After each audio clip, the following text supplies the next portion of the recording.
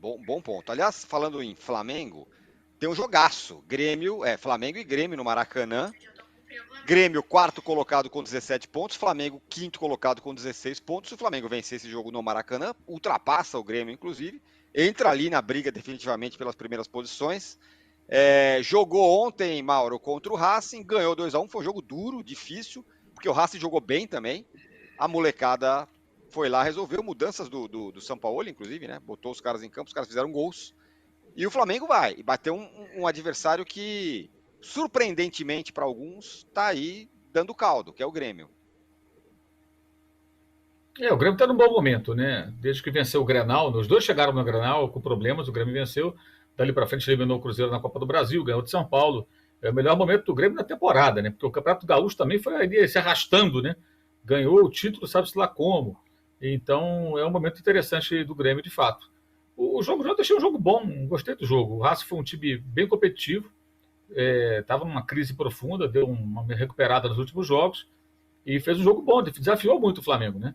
Houve um momento do segundo tempo, quando o jogo estava 1-1, o Racing tinha tantas finalizações quanto o Flamengo no jogo.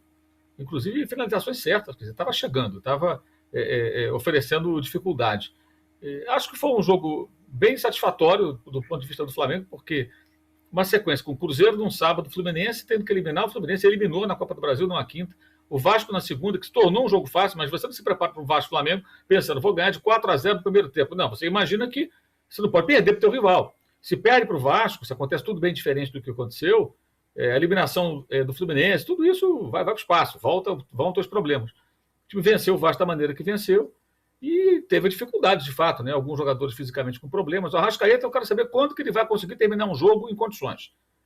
Há muito tempo pubis, músculo, cada hora é um problema. Eu gosto de lembrar que no final da Libertadores de 2019, naquele épico jogo com o River Plate, o Diego faz a pressão, ele dá o bote, rouba a bola do Lucas Prato, inicia a jogada lá no campo de defesa do Flamengo, perto da área, na frente da área, intermediária, defensiva, e ele vai lá da outra área dar uma assistência para o Gabriel. Isso foi aos 43, 44 minutos de jogo. Agora não consegue mais correr. O cara fez 29 anos semana passada. É um mistério. Eu não sei quem no Flamengo vai decifrar esse mistério, se é que vão fazê-lo, né? Mas estava cansado, saiu. Os que entraram muito bem, né? Porque o Matheus França fez uma bela jogada que até mudou um pouco ali o espírito do jogo. O jogo estava bem que se arrastando no 1-1 e o Pedro perdeu um gol, uma ótima oportunidade. Logo depois, o Cebolinha, mesmo sem estar jogando bem, participa junto com o Pulga da criação da jogada que permite ao Vitor Hugo marcar o gol. Então os caras que vieram do banco acabaram tendo uma participação importante e o time venceu. Não vai ter ótimo jogo toda hora, acho que isso é inviável. Até o Manchester City perdeu para o Brentford agora no final do campeonato inglês. Deu lá uma relaxada. No caso do Flamengo não é nem relaxada. É um ritmo forte e acho que esse tipo de jogo, ainda mais Libertadores, tendo o Flamengo já assim, bananado todo, porque conseguiu perder para o Alcas com seu travante de 200 quilos, né? E empatar com o Nublense, depois dessas duas atrapalhadas fora de casa, o time se viu na obrigação de conseguir uma vitória a qualquer custo, para adentrar na última rodada já classificado, já está virtualmente classificado. Então, era um jogo pesado, um jogo importante, com um adversário que causou dificuldade.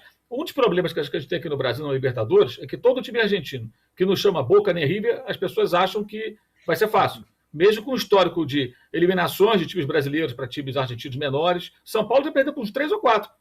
Talheres, Defesa e Justiça, Colón, tudo eliminou São Paulo já, de competições internacionais. O Talheres foi na Libertadores, inclusive, né? O Cruzeiro perdeu no final de Libertadores. Nem argentino é. Não, exato. O Cruzeiro perdeu a final de Libertadores de virada no Mineirão para o Estudiantes, que tem 4 Libertadores, por sinal. Então, assim, esses times dão trabalho. O Racing é um time grande da Argentina e veio e fez um bom jogo. Foi um bom teste para o Flamengo. Porque assim, é um jogo chato. Um adversário que veio com um bom plano e que dificultou pra caramba.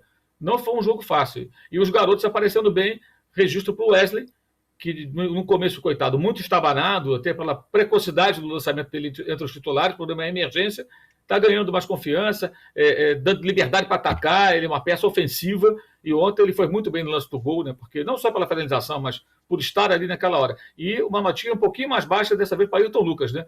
Porque o lance do gol do Racing, ele estava completamente alheio ali. Ele até olhou para trás, né? Viu o Matias Rojas chegando e não correu para fechar o corredor.